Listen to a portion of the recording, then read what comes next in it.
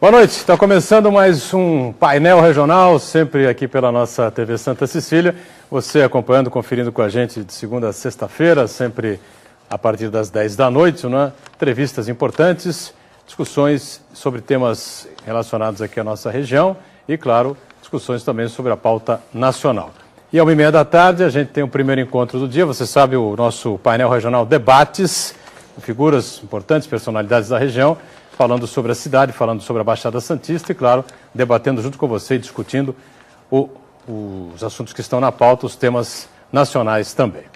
Nessa edição, espaço aberto para a área da saúde, para a área da medicina, mais especificamente para a cirurgia plástica, recebendo aqui com prazer, mais uma vez, uma referência no assunto, né, uma referência nessa área, aqui na cidade, na região e no país, doutor Evaldo Bolívar, mais uma vez com a gente. Prazer recebê-lo, boa noite, tudo bem, doutor? Muito boa noite, muito feliz de voltar do seu programa, que a gente tem muita liberdade para conversar. Muito obrigado, satisfação receber aqui o Evaldo Bolívar, mais uma vez com a gente, e abrindo sempre para você o nosso telefone, 3014-5281, estamos ao vivo nesta edição, né, para que você possa participar com a gente, enviar aí a sua pergunta, o seu comentário, opinar a respeito de algum assunto interessante aí que você julgue conhecedor também, né? Ou mais questionar aqui o Evaldo com relação aos temas voltados à cirurgia plástica. Repetindo, então, 3014-5281.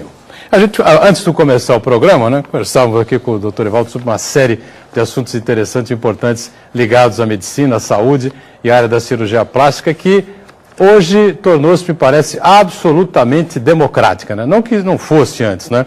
Mas havia aí, antigamente, quando ele começou a cirurgia lá atrás, né, uma certa, vamos dizer assim, um certo preconceito, né, do mundo masculino com relação ao machismo danado, né? E hoje parece que a coisa democratizou amplamente, é isso, Evaldo? Hoje em dia não existe nada relacionado entre ser macho ou não ser macho fazendo cirurgia plástica. Antigamente era diferente.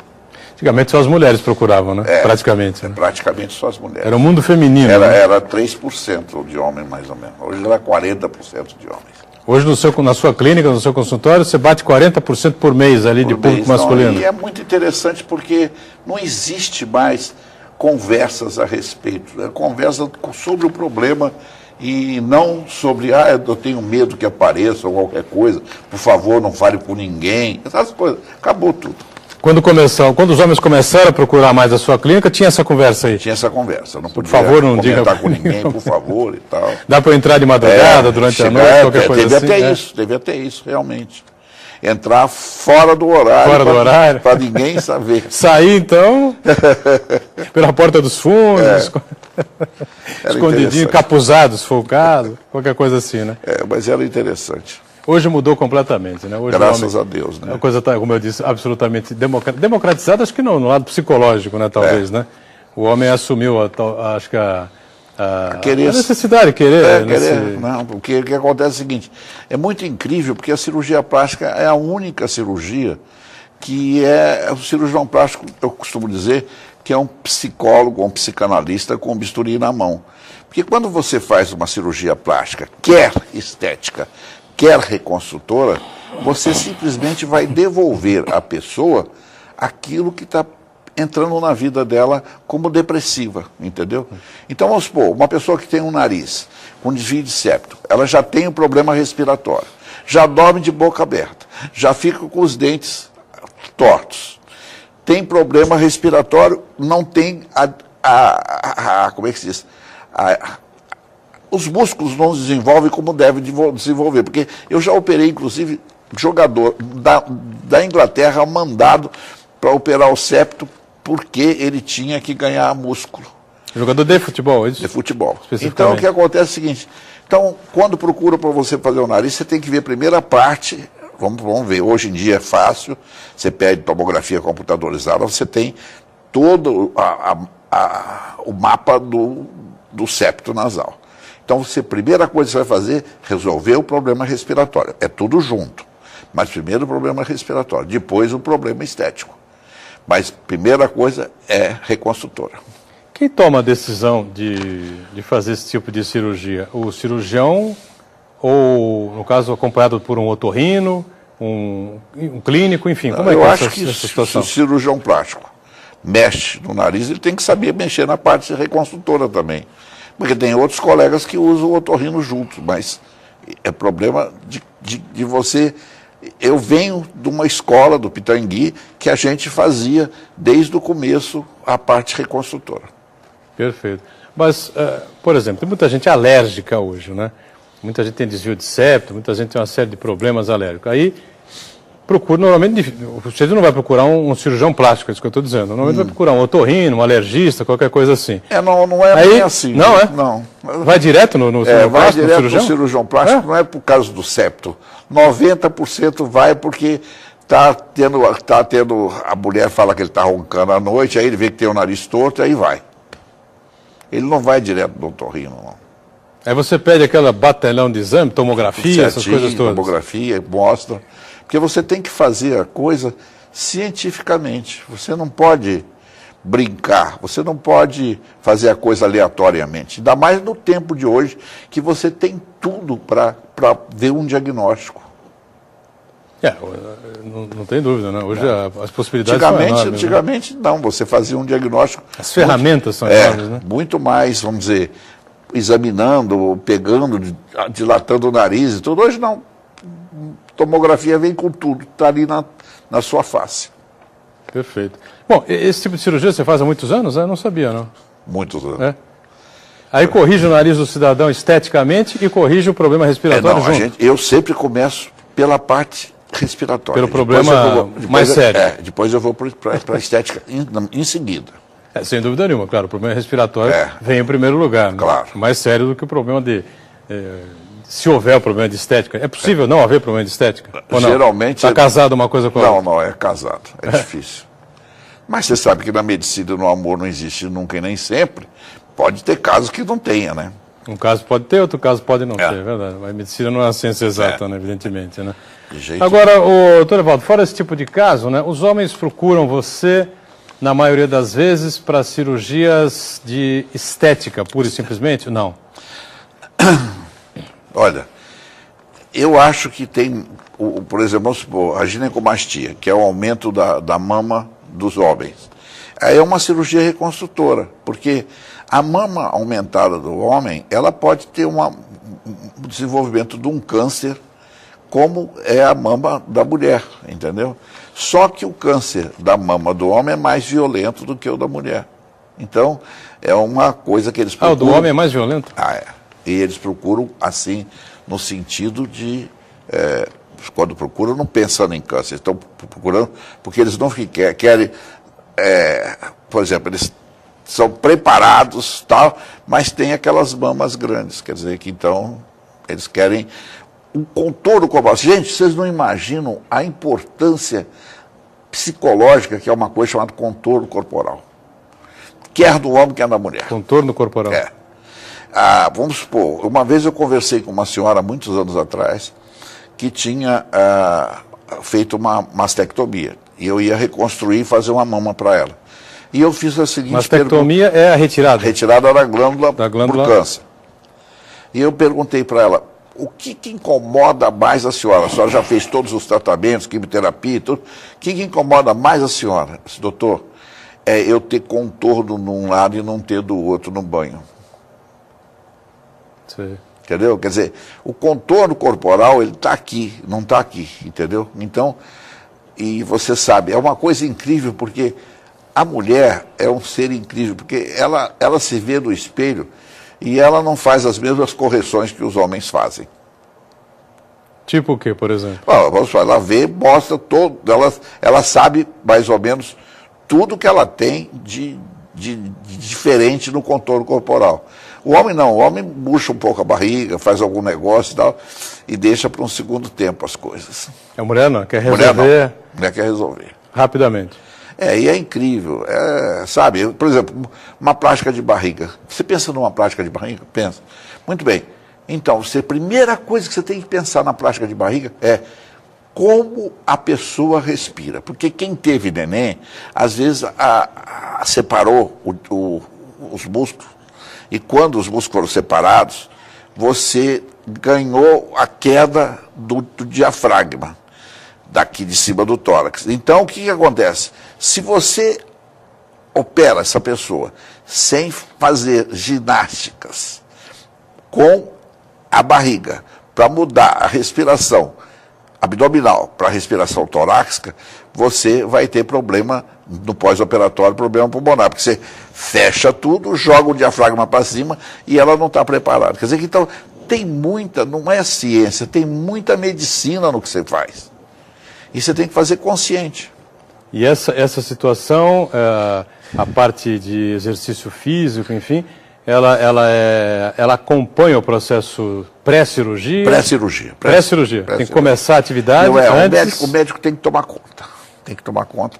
É igual a criancinha. Vamos para o primeiro intervalo aqui no painel regional. Já já a gente volta para continuar a conversa aqui com o médico, né, cirurgião plástico, Evaldo Bolívar. Já já.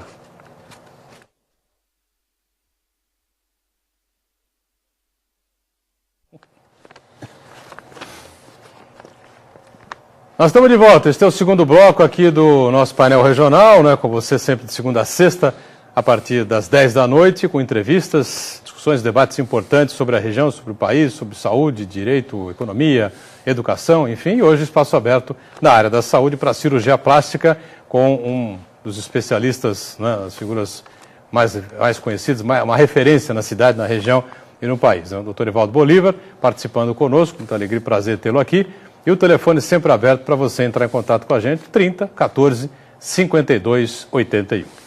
Meu caro doutor Evaldo, há algo aí que parece que anda incomodando aí os cirurgiões plásticos mais conhecidos, mais renomados, que investem, que vão a congressos, que ainda são estudiosos, né? Apesar da longevidade na carreira, enfim. Há uma comercialização aí um pouco complicada aí na cirurgia plástica ultimamente. Não é a primeira vez que eu escuto falar disso, não, né? São companhias. Há alguns anos aí que eu escuto isso. São companhias que fazem, não são, quer dizer, não colocam médicos, são uma companhia financiadora que financia, a pessoa vai no médico, consulta o médico que está ligado a essa companhia, mas na realidade não é esse o médico que vai operar, pode ser outro completamente diferente. Quer dizer, é uma coisa completamente insegura. Eu costumo dizer o seguinte, que você pode fazer negócio com carro, você pode fazer negócio com roupa, pode fazer negócio com joia, você só não pode fazer negócio com a sua saúde. Você tem que escolher um médico e você saber realmente quem é. E hoje tem uma coisa incrível, que chama-se Google. Você põe o Dr. Google, você põe o nome desse médico no Google, na mesma hora fica sabendo da vida inteira dele. É uma coisa engraçada, sabe?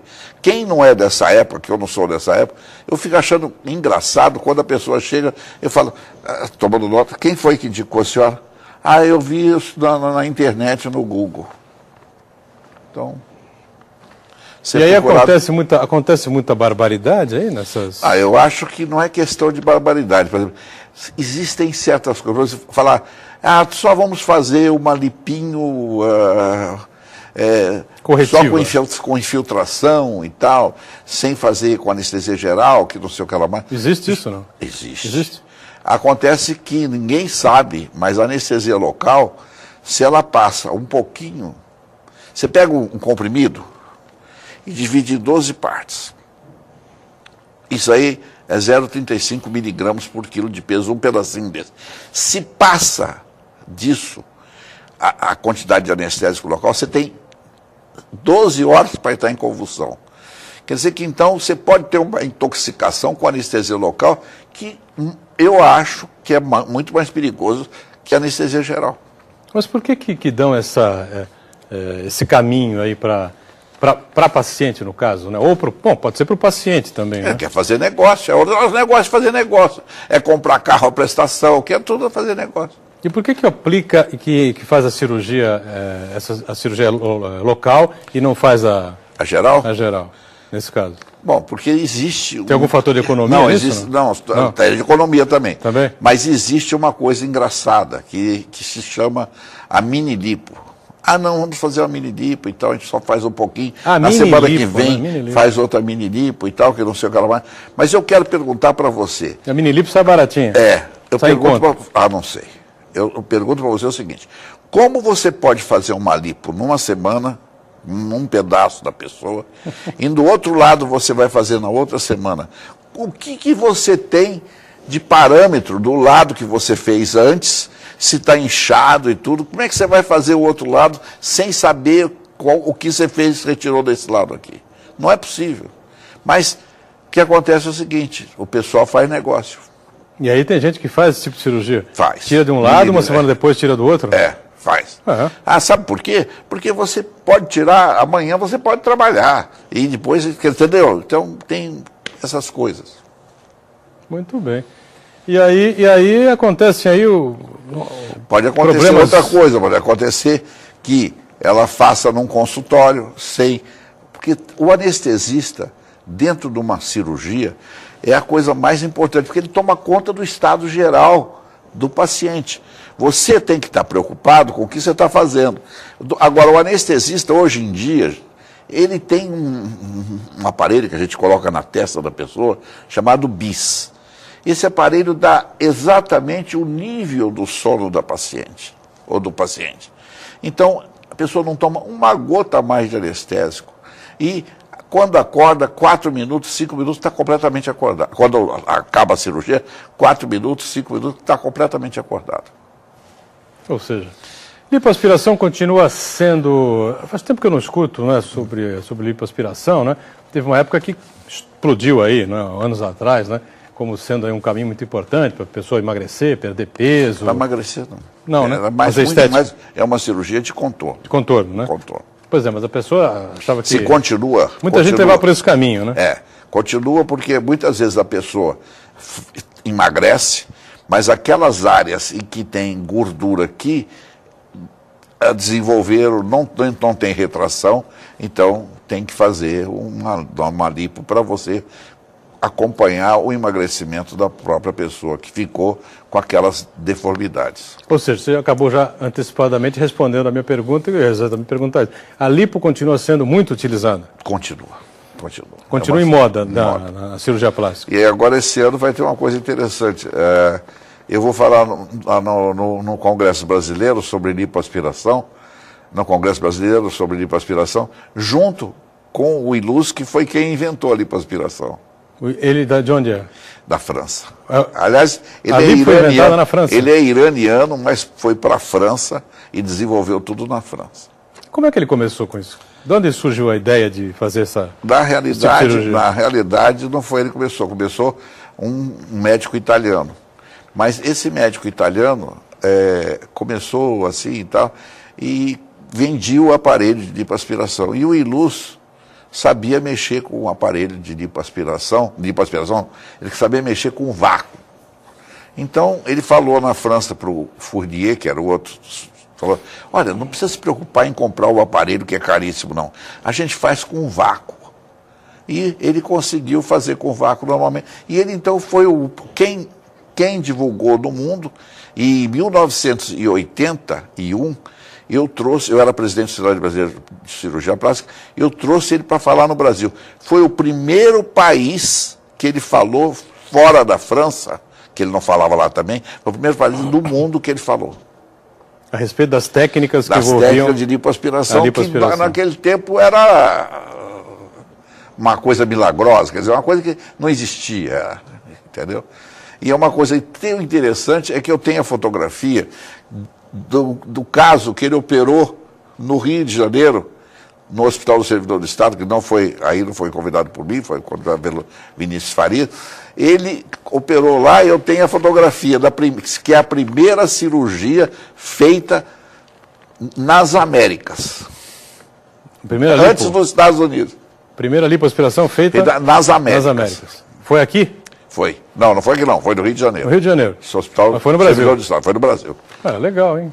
Eu tenho a foto. Você acompanhou isso? Eu acompanhei.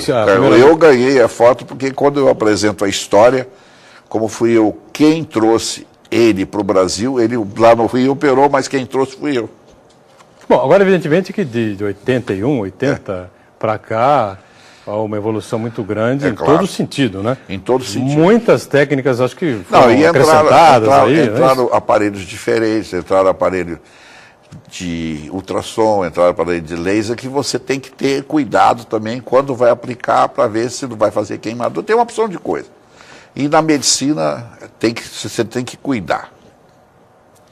O cuidado é a coisa mais importante do mundo. Você tem que tomar conta dos detalhes.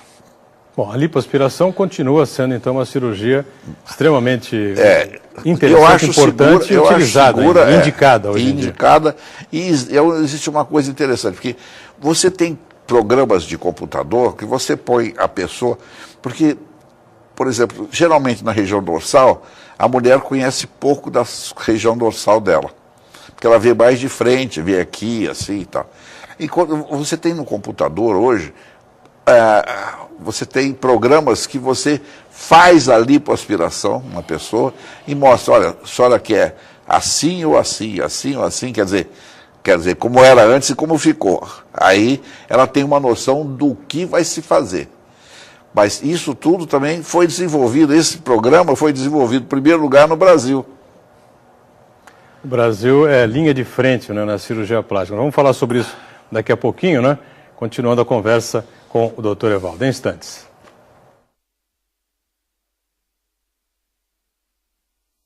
Não, desculpe, vai ser na Bahia.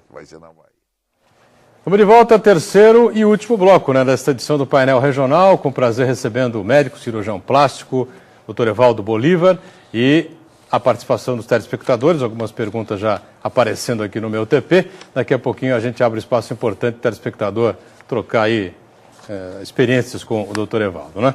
Bom, a questão da lipo foi dita há pouco, né? O Evaldo explicou no bloco anterior que continua sendo uma cirurgia importante, né? Muito utilizada, e o Evaldo está escalado aí para um congresso importante que vai acontecer em Nova York. Costuma acontecer em Nova York, não é? Todo ano tem esse congresso, é assim, uma espécie, aliás, de 2 em 2 anos, é uma espécie de check, como é que é?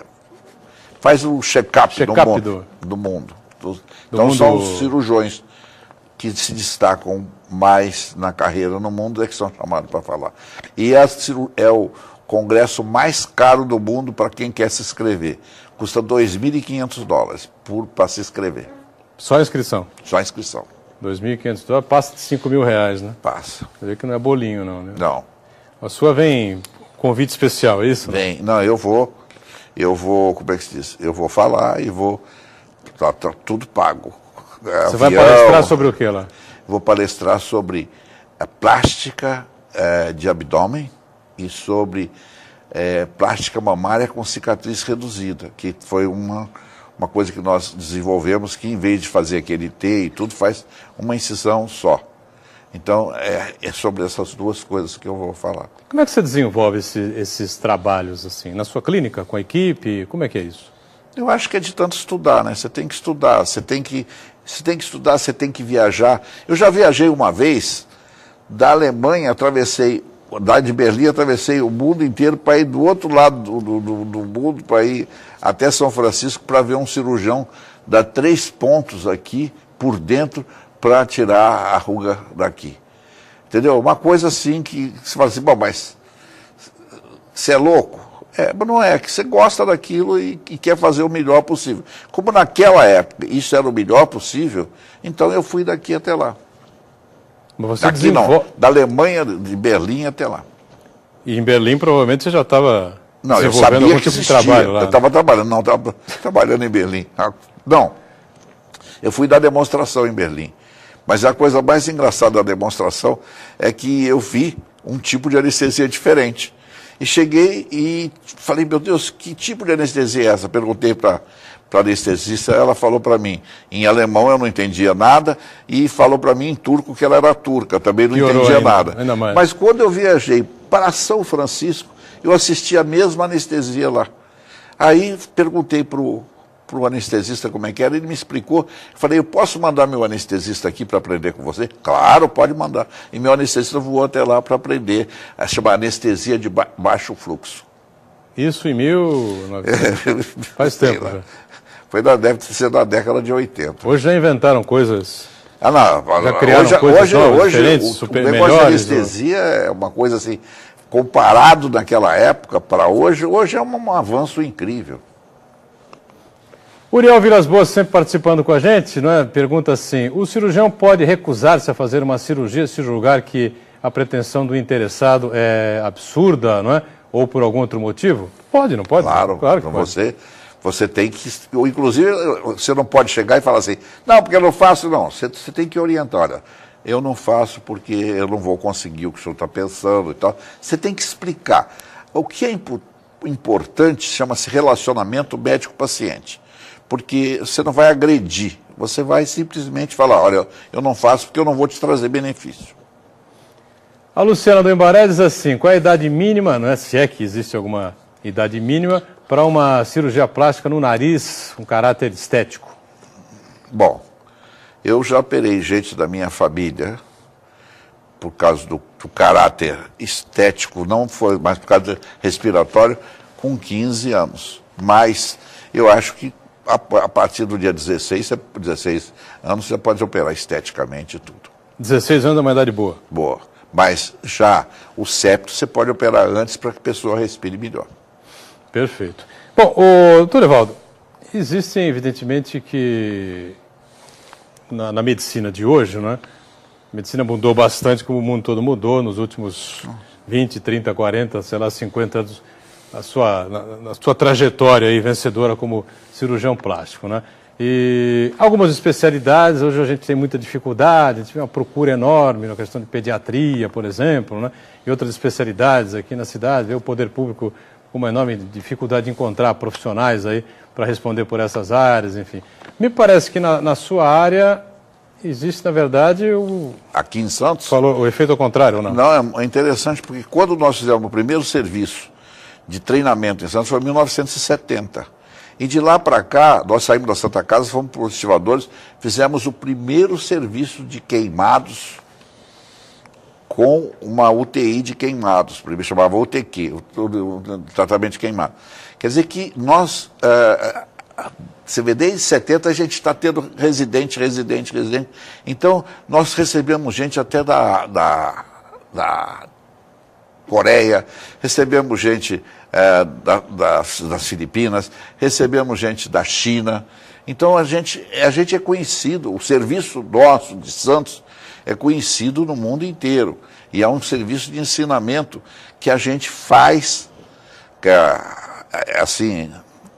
faz com um benefício grande para o médico e o paciente. Aqui do Santa Cecília, o serviço é do Santa Cecília, aqui tem um ambulatório, o único ambulatório é o único serviço do Brasil que ensina consultório. É o ambulatório do Santa Cecília. Ensina consultório? Consultório. O paciente vai, consulta, não paga consulta, é grátis, opera, o cirurgião que vai operar está aprendendo, ele não pode cobrar de jeito nenhum, e ela paga o que gastar de material, anestésico, essas coisas e tal. Então, isso é da Universidade de Santa Cecília. A Universidade de Santa Cecília, em 1989, nós fizemos esse convênio com Milton Teixeira. E de lá para cá, o serviço nosso é considerado dos 5 melhores do Brasil. Sem dúvida nenhuma. Tem grandes profissionais, né, na área da cirurgia plástica no país. Isso é muito importante, muito legal. Joana da Pompeia diz assim, hoje grande parte dos homens já procuram a cirurgia plástica. Qual é a maior procura dos homens em relação, evidentemente, à plástica? Eu acho que é de nariz e de né? pálpebra. Pálpebra também? É. Estão satisfeitos com as pálpebras? A pálpebra, aquelas bolsas e tal, ele está com o rosto bom, mas o homem tem assim, mais bolsa do que a mulher. E aí vai e pede a cirurgia. Fazer a bolsa também. Perfeito.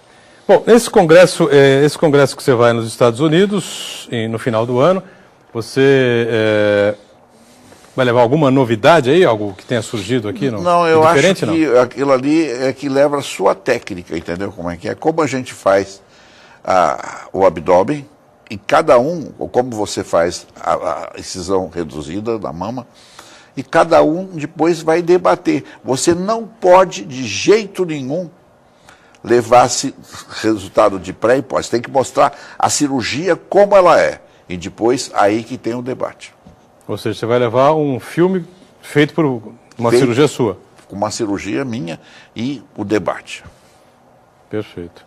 Bom, o que falta aqui na nossa... Que tipo de evolução ainda falta na cirurgia plástica, na sua visão? O que você pretende ainda como cirurgião plástico? Não é que a pessoa pretende. O que acontece é o seguinte, é que você tem que... eu acho, né, que o que aconteceu já na cirurgia plástica é que hoje já é considerada uma cirurgia, não é uma coisa só estética. Então, para isso, você tem que estar preparado, como se fosse operar uma vesícula, fosse operar um coração, tem que fazer todos os exames, tudo certinho. E, graças a Deus, isso aqui em Santos é normal. Aliás, Santos é uma referência, né? Referência nenhuma, do né? mundo, do mundo. No mundo, né? É. Graças aqui, ó. Não, a gente tem... Não só você. Não só a mim, certo? é. E uma pergunta, uma curiosidade. Ivo Pitangui. Tem o Oswaldo Saldanha também. O Pitangui, olha, eu falei com ele essa semana, ele está com 93 anos. 93 anos? E ele ainda é chamado para falar no exterior, e ele foi falar em Paris. Agora, recentemente? Recentemente. Fala da experiência dele. Hoje em dia, as conferências dele são muito interessantes, porque é uma coisa mais ampla, é uma coisa da vida dele. Deve ser realmente marcante, né? Muito marcante. Um homem que marcou aí... Tem um nome gravado na cirurgia internacional. Ele é o pai, realmente, ele que influenciou para o Brasil ser respeitado no mundo inteiro. Se você imaginar que ele operou na Suíça a rainha-mãe da Inglaterra, quer dizer, puxa vida. A rainha-mãe, na verdade, que era a mãe... Antes, aquela mãe da atual rainha, né? Elizabeth, né? É. Olha que coisa incrível, hein? Operou Nick Lauda, não foi também? O Lauda não veio fazer uma cirurgia com ele aqui também? Aqui, a Gina Lollobrigida, a Sofia Loren, o mundo veio aqui. Impressionante. Marta do Macuco pergunta aqui ao doutor Evaldo, uma pessoa que está acima do peso, pouco acima do peso, pode fazer cirurgia plástica para remover esse excesso? Você já disse que não, né? Cirurgia plástica não é para isso, né? Não, a cirurgia plástica é para dar contorno, tira o excesso. Ou no caso do a contorno. lipo, né? Na lipo o contorno, mas a pessoa tem que estar dentro do peso, da altura dela e com as deficiências do contorno corporal. Quem faz essas cirurgias de redução do estômago, por exemplo, né? Muitas e muitas vezes fica aí com sobras, né? Bom, mas aí tem que operar, é diferente. A cirurgia aí é uma cirurgia reconstrutora que você tem que operar retirando a grande quantidade que sobrou de gordura e pele. Agora, é uma cirurgia que é muito interessante porque a gordura sumiu, a pele caiu, mas uma coisa continua. Os vasos sanguíneos são da mesma dimensões dos vasos de antigo, então você tem que ter o dobro do cuidado quando você vai operar para a pessoa não perder sangue. Isso quando vai operar a lipo? Plástica. Não, lipo não. Aí é plástica. Aí não é lipo, é plástica mesmo. É plástica. Ah, é?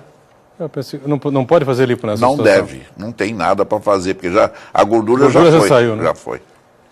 Estamos encerrando aqui, né, momentos finais aqui do nosso painel regional com o doutor Evaldo. Prazer recebê-lo mais uma vez e até uma outra, viu? Obrigado. Obrigado, eu estou feliz. Espero que todos tenham gostado, porque a gente só falou aqui a verdade da medicina. Obrigado, doutor Evaldo Bolívar, mais uma vez, presença importante aqui com a gente no painel regional. Ficamos por aqui, a gente volta amanhã sempre às 10 da noite, após o JB, e às 1h30 da tarde tem um painel debates também. Obrigado, até amanhã.